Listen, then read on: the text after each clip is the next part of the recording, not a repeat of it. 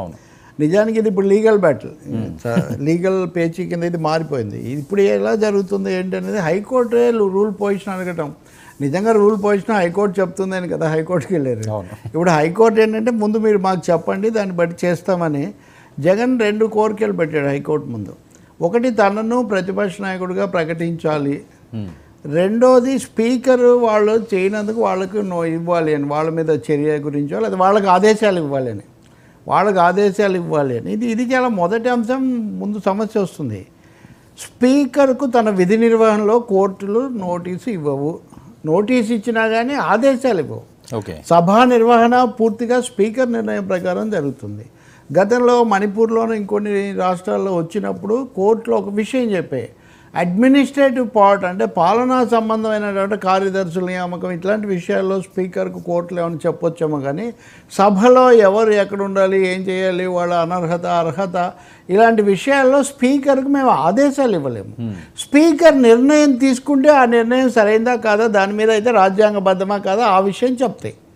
కాబట్టి ఇప్పుడు జగన్ అడుగుతుంది ఏంటంటే ఈ ప్రతిపక్ష సభ్యులు, శాసనసభ సభ్యులు వీళ్ళందరికీ ప్రతిఫలాలు చెల్లింపులు వీటి ప్రకారం సెక్షన్ 12B ప్రకారం నాకు ప్రతిపక్ష హోదా రావాలి. ఎందుకంటే అక్కడెక్కడ కూడా 10% సీట్లు ఉంటేనే ఇవ్వాలని లేదు కాబట్టి అని ఆయన వాదన చేస్తున్నారు. ఈ విషయంలో చాలా భిన్నాభిప్రాయాలు ఉన్నాయి. బట్ ఇప్పటివరకు దేశంలో కానీ రాష్ట్రాల్లో కానీ అసలు సంఖ్యతో నిమిత్తం లేకుండా ప్రతిపక్ష హోదా ఇవ్వాలన్నది అమలు జరగలేదు. ఎక్కడన్నా ఉదారంగా ఇవ్వచ్చు అంటే పర్వాలేదు, ఏం ఒకరున్నా మేము గుర్తిస్తామంటే గుర్తించవచ్చు, అది స్పీకర్ ఇష్టం. సో ఆ చట్టంలో కూడా ఆంధ్రప్రదేశ్ అసెంబ్లీ రూల్స్లో వాటిలో కూడా అలాగే లోక్సభలో కూడా as decided by the speaker అన్న అంశం ముఖ్యంగా ఉంది. ఈ as decided by the speaker అన్నదాన్ని పక్కన పెట్టేసి అక్కడ 12Bలో లేదు కదా నేను వాదిస్తున్నారు.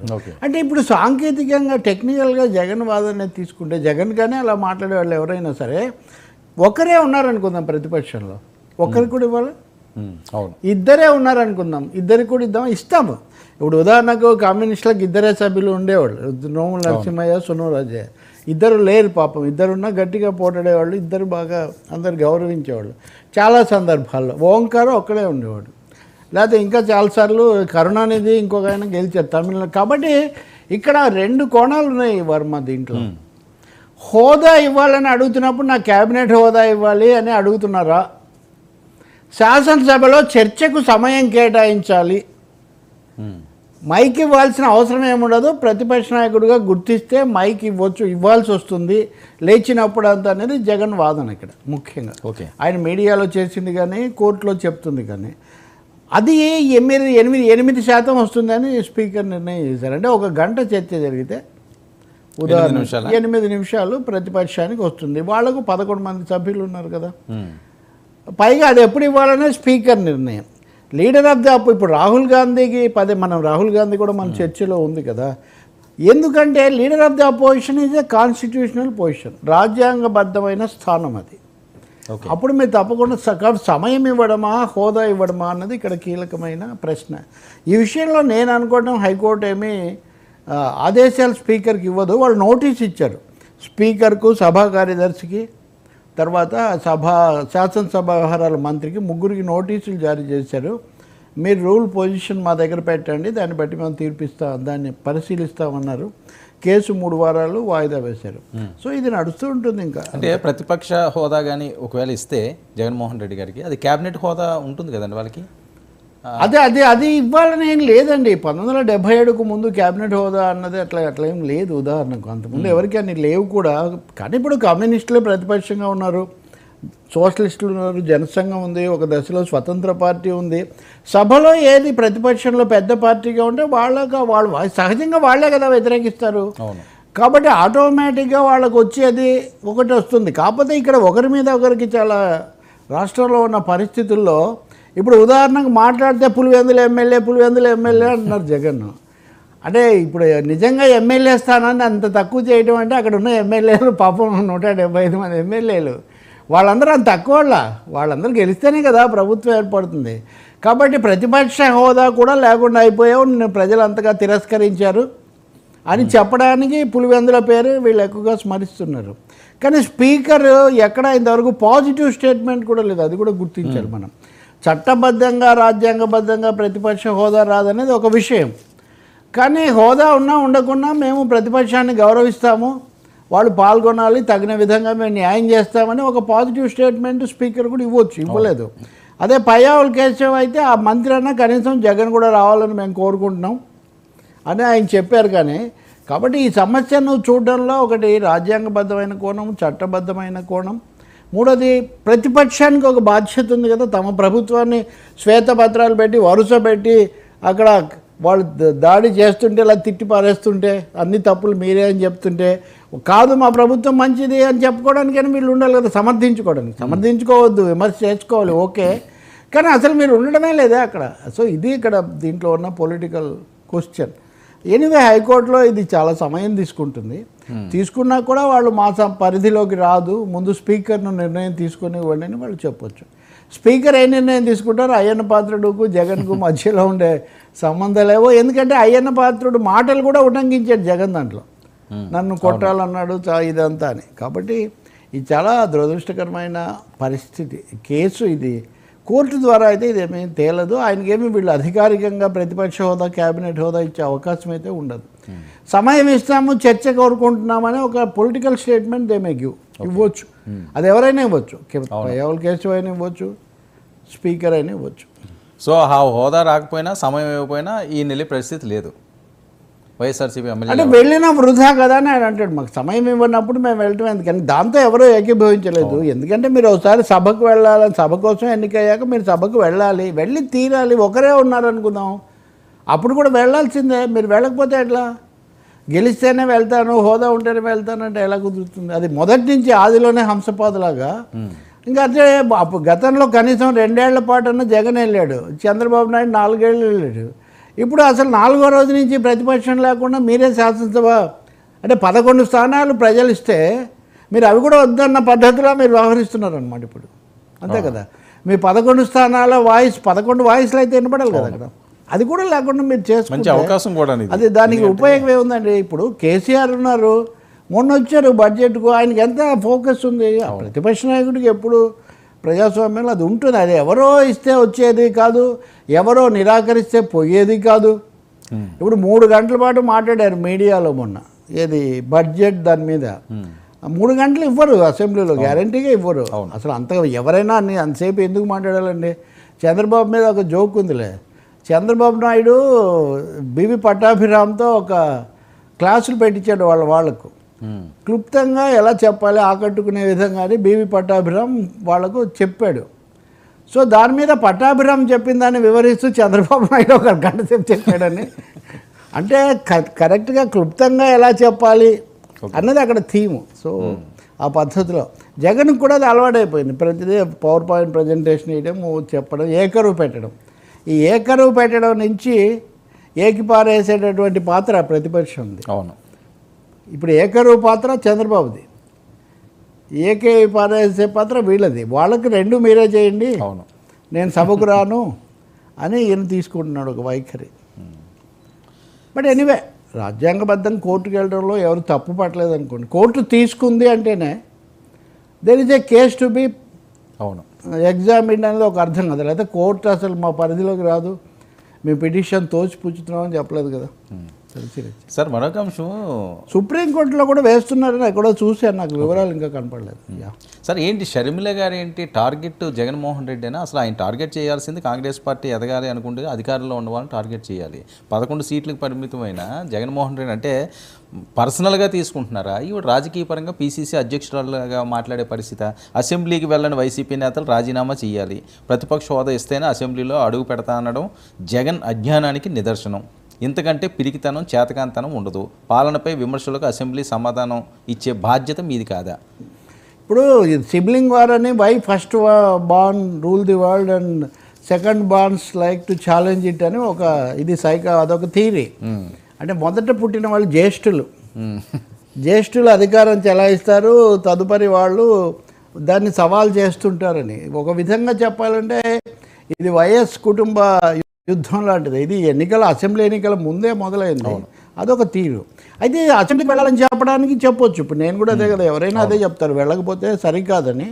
రాజీనామా చేయాలి, సిగ్గు లేదు, నేను మ్యూజియంలో పెట్టాలి, ఆయన మ్యూజియంలో పెట్టాలన్నారు, ఆఫ్రికా అడవులకు పంపించాలన్నారు, అంటార్కిటికా మంచు ఖండంలో దాక్కున్నా ఎక్కడున్నా ఒకటే అన్నారు. కాబట్టి తీవ్ర స్థాయిలో తీవ్ర భాషలోనే ఆమె అన్న పద్ధతి మీద దాడి చేస్తున్నారు అన్నారు. కానీ ఆమె రాజకీయంగా దాన్ని మలుచుకొని రాజకీయంగా అసెంబ్లీ పొజిషన్ చేస్తున్నారు. ఇంకొకటి, చంద్రబాబు నిలదీయడానికి వెళ్ళాలి కదా, ఎందుకు వెళ్ళటం లేదు, చంద్రబాబు నీ పాలన గురించి అంటుంటే నువ్వు ఎందుకు చెప్పుకోవడం లేదు అని ఆమె చాలా తీవ్రంగా ప్రశ్నిస్తున్నారు. అయితే ఇది ఫోకస్ అటెందుకు లేదు? కాంగ్రెస్ నాయకురాలుగా మరి ఎన్డీఏ మీద ఎక్కువ పెట్టాలి కదా, ఎందుకు ప్రతిపక్షం మీద ఎక్కువ పెడుతున్నారంటే, మీరు ఒకటి గుర్తుపెట్టుకోవాలి, తెలంగాణ ముఖ్యమంత్రి రేవంత్ రెడ్డి వైఎస్ జయంతి సభకు తాడేపల్లికి వెళ్ళినప్పుడు ఆయన ఒక మాట చెప్పాడు, 2029 నాటికి షర్మిల ముఖ్యమంత్రి కావాలి అని. కాబట్టి ఆమె ఆ వారసత్వం అన్నది జగన్ది కాదు, నాది, తదుపరి నేనే ముఖ్యమంత్రి అవ్వటం అన్నది కాంగ్రెస్ పార్టీ అజెండాగా రేవంత్ రెడ్డి స్వయంగా ప్రకటించారు. కాబట్టి అది కూడా ఆమె దృష్టిలో ఉండాలి. జగన్ ప్రతిపక్ష పాత్ర సరిగా పోషించడం లేదు, నేనే ఎప్పుడు అది మాట్లాడుతూ ఉన్నానన్న పద్ధతిలో. సరే, అందులో ఇందాక నేను అన్నట్టుగా కుటుంబ సమస్యలు కూడా తోడై ఆమె తీవ్ర భాష కూడా వాడుతున్నారు. రాజీనామా చేయమని అప్పుడే అడగడం అన్నది అది పొలిటికల్ రిటారిక్ అనుకోవాలి. కానీ దాన్ని రాజీనామా చేయాలనే కోరికను కూడా ఎవరు ఆమోదించరు.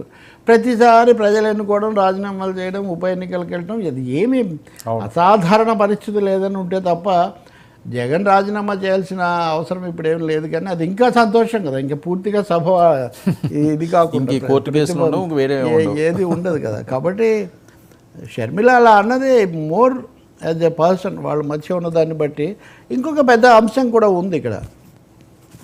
జగన్ ఢిల్లీలో ర్యాలీ చేసినప్పటి నుంచి కాంగ్రెస్కు లేకపోతే ఇండియా కూటమికి దగ్గర అవుతున్నారు, వాళ్ళు ఇక్కడికి వచ్చారు అని ఈ ప్రశ్న జగన్ను వేశారు.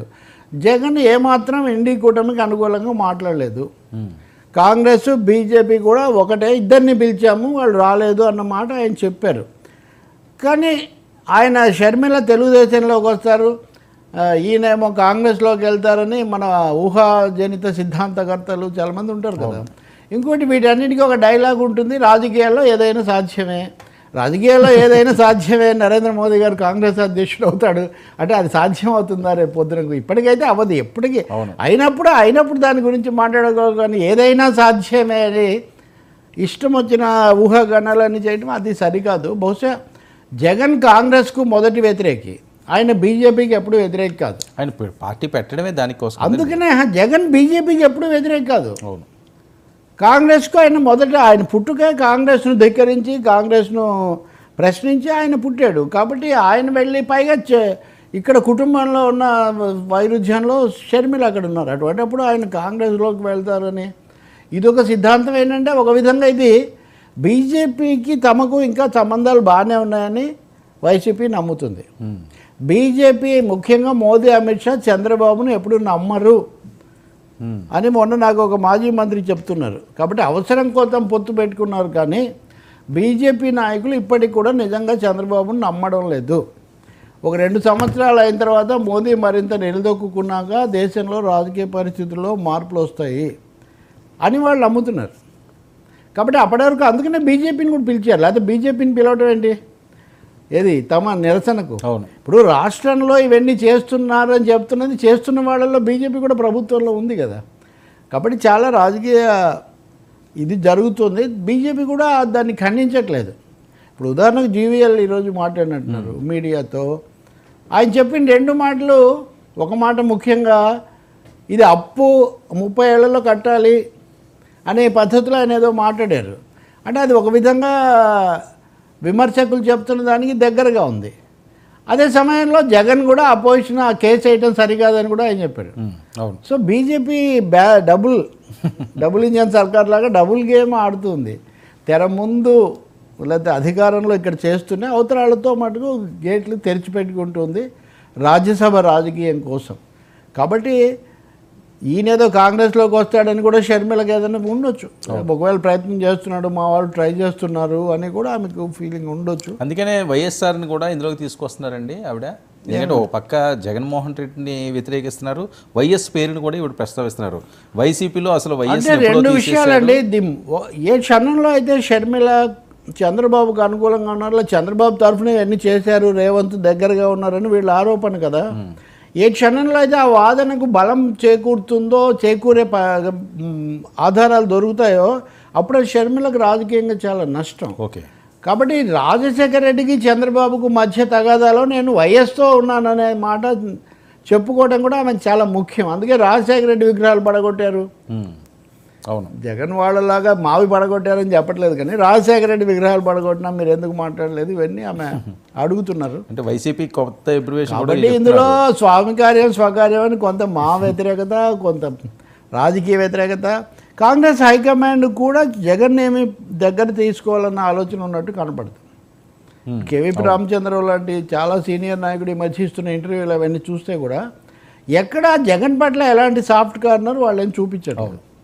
రాహుల్ గాంధీ కొంత ఏదో అన్నారని అంటారు, కానీ దానికి కూడా ఏం ఆధారాలు లేవు. అది అంత సులభంగా ఇప్పటికిప్పుడు ఏమీ జరగదు కూడా. ఇప్పుడు కొత్త ఎబ్రివేషన్ కూడా చెప్తున్నారు. వై అంటే వైవి సుబ్బారెడ్డి అట, సి అంటే సాయిరెడ్డి అట, సజ్జల రామకృష్ణారెడ్డి అట, పి అంటే అది అన్నీ అవసరమా సార్? ఇవి ఎప్పుడో చనిపోయిన అవసరం అంటే ఆమెకు అవసరం. వైఎస్ఆర్ కాంగ్రెస్ అని, వైఎస్ఆర్ కాంగ్రెస్ పార్టీ కదా వీళ్ళది అని. అంతకుముందు ఎస్ అంటే షర్మిల, వైఎస్ఆర్లో అంతే కదా. ఇప్పుడు సాయిరెడ్డి అయింది. అప్పుడు సాయిరెడ్డి ఉన్నప్పుడు కూడా షర్మిల ఉన్నారు. ఆమె తర్వాత వాళ్ళకి కుదరలేదు, ఆమె బయటకు వచ్చారు. Okay, well and good. బీజేపీని కొంత విమర్శిస్తున్నారు ఎన్డీఏ ప్రభుత్వంగా, అంతవరకే. కానీ ఇంకా తదుపరి ఏం చేస్తారు కార్యాచరణ? ఇప్పుడు ఆరోగ్యశ్రీ, ఆరోగ్యశ్రీ కూడా రాజశేఖర రెడ్డికి ఇష్టమైంది కాబట్టి ఆ అంశాలు ఆమె చెప్తున్నారు. కాబట్టి చంద్రబాబును ఎదుర్కోగలిగింది జగన్ కాదు. ఆయన అసెంబ్లీకి వెళ్ళకపోవడం ద్వారా ఆయన తన పాత్ర విస్మరిస్తున్నాడు. నేనైతే ప్రతిపక్ష పాత్ర అది షర్మిల, దానికోసమే ఆమె థీమ్ అంతా అక్కడ ఉంటుంది. ఇందులో చిటపటలు మతాబులు అన్నీ జగన్ మీద ఉంటాయి. ఓకే, సార్ ఏంటి జనసేన ఎంపీ బాలశౌరి స్పీచ్కు పార్లమెంట్లో మోదీ గారు క్లాప్స్, ఏంటి సీను? ఏమైంది బాబు పొగిడినట్టున్నాడు. ఇప్పుడు అదే కదా జీవీఎల్ గారే అదేమో అప్పే అని ఆయన చెప్తుంటే వీళ్ళు చంద్రబాబు నాయుడు కూడా చెప్పారండి. నిన్న కూడా నేను మీకు చెప్పా. మీరు అందరూ ఎందుకు, నేను మీకు ఒక 3 రోజుల కిందట మీరు గుర్తు చేసుకుంటే ఏపీ హ్యాపీ అని అందరు పెడితే హెడ్డింగ్లు, చంద్రబాబు పిలిచి కోప్పడి ఏపీ బీపీ అని మళ్ళీ 2 రోజులు హెడ్డింగులు మార్పిచ్చారు. కానీ ఆంధ్రప్రదేశ్కి ఏదో చాలా ఒరిగిపడింది బడ్జెట్లో అనే థీమ్ ఏది ఉందో దాన్నే మళ్ళీ బాలశౌరి గట్టిగా 1-4 సార్లు చెప్పారు. మొన్న కూడా ఆయన పౌర విమాన మంత్రిగా కింజరపు రామ్మోహన్ నాయుడు మాట్లాడిన రోజు కూడా బాలశౌరి కొంచెం ఉత్సాహపరిచే విధంగా అవన్నీ కూడా మాట్లాడారు. ఓకే, ఎన్డీఏ కూటమిలో ఉన్నారు కాబట్టి అది పర్వాలేదు, కానీ రాష్ట్రానికి చెయ్యనిది ఏదో చాలా చేసినట్టుగా, జరగనిది ఒరిగిపడినట్టుగా మాట్లాడడం వల్ల ఉపయోగం లేదు. చంద్రబాబే కొంచెం డిస్కరేజ్ చేస్తున్నారు. వాస్తవానికి పాతవే ఇవ్వాల్సినవే ఇస్తున్నారు.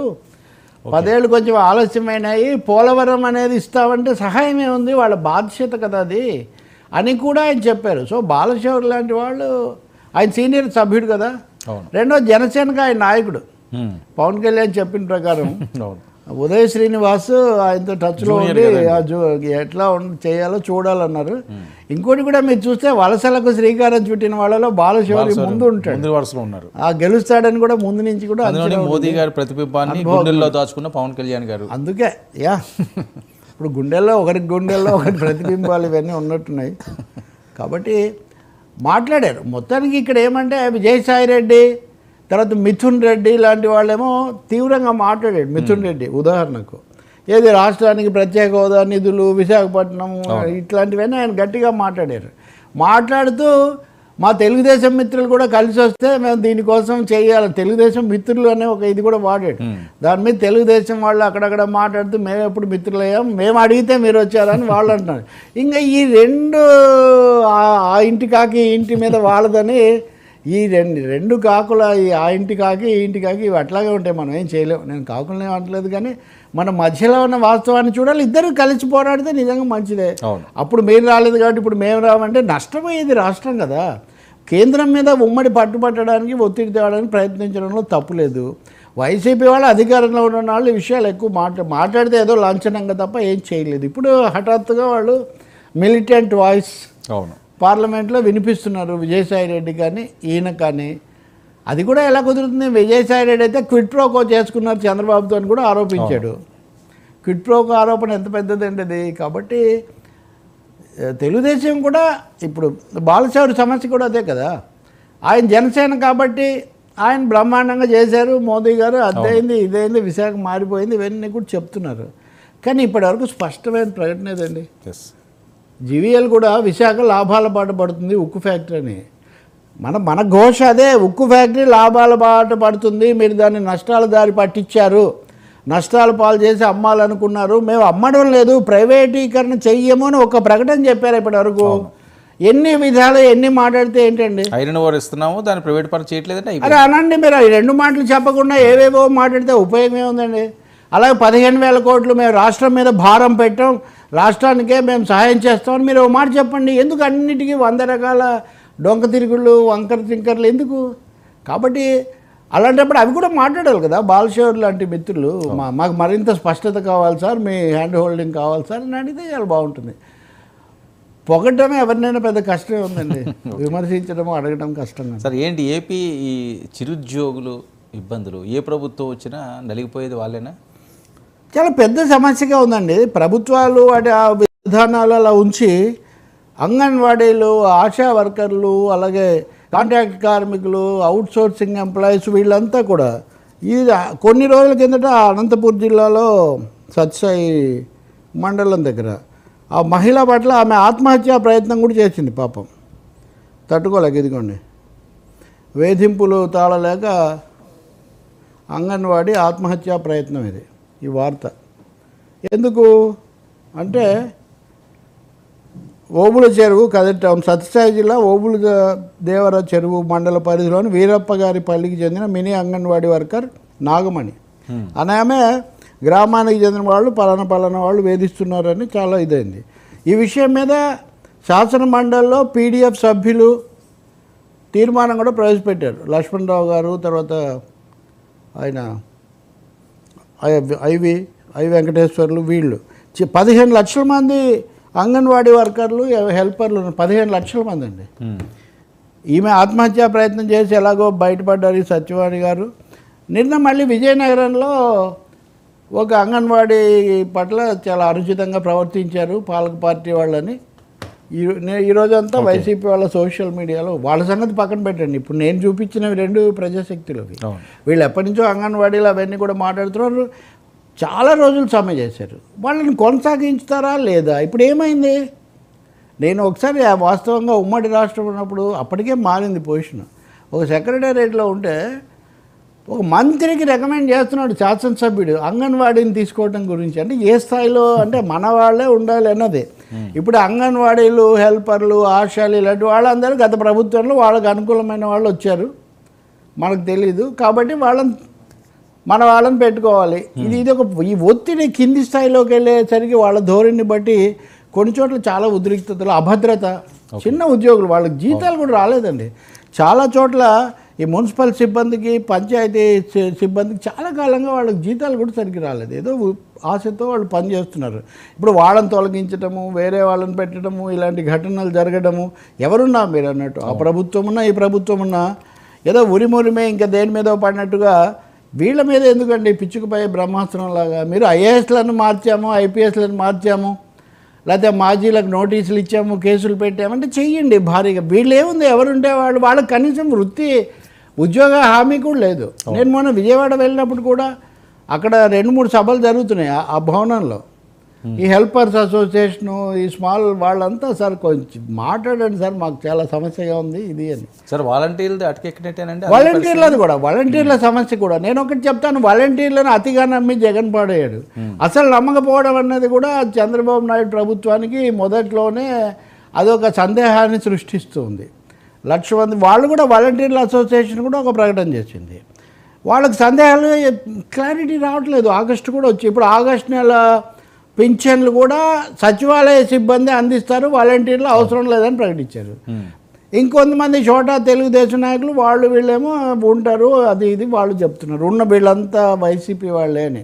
ఉన్న వాళ్ళంతా వైసీపీ వాళ్ళు, వచ్చే వాళ్ళంతా తెలుగు. ఈ వాదన ఇది 2 లక్షల మందిలో లక్షన్నర మంది ఉన్నారు రాజీనామాలు చేసిన వాళ్ళు పోగా.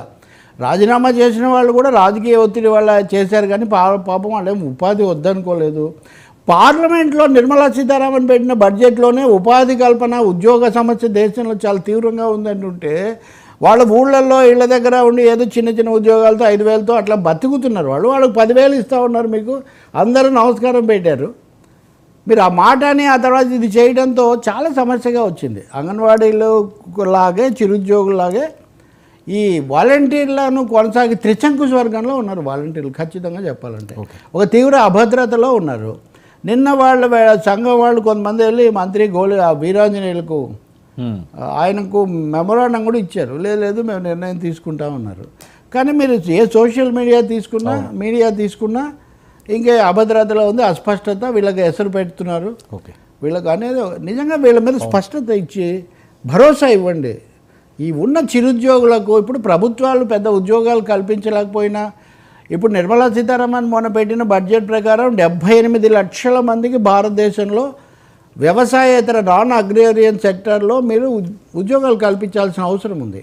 అటువంటి అప్పుడు చిన్న ఉద్యోగాల్లోనే ఏదో బతుకుతున్న వాళ్ళను వాళ్ళ భద్రతకు ముప్పు కలిగించడం వల్ల రాష్ట్రం మీద ఒత్తిడి పెరుగుతుంది. ఇంకా వీళ్ళందరూ ఇదైతే ఇంకా మూడోది ఈ దౌర్జన్యాలనండి ఘటనలనండి జరిగినవి.